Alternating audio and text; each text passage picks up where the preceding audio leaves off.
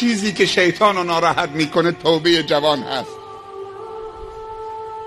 در سن جوانی توبه جوان بزرگترین توهین و سیلی و خنجر تو پیشانی ابلیس هست. اگر جوان توبه بکنه دنیا خوش میشه، نعمتهای دنیا و برکتهای نعمتها سرازیر میشه.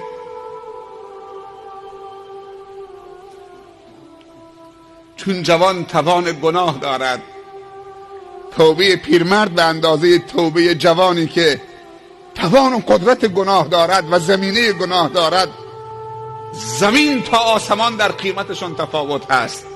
گرچه خداوند همه توبه ها تا قبل از اینکه زمان توبه مسدود نشده باشه، وقت خاص نرسیده باشه، توبه پذیر است و ما قبل توبه را می آمرزد. التائب من الذنب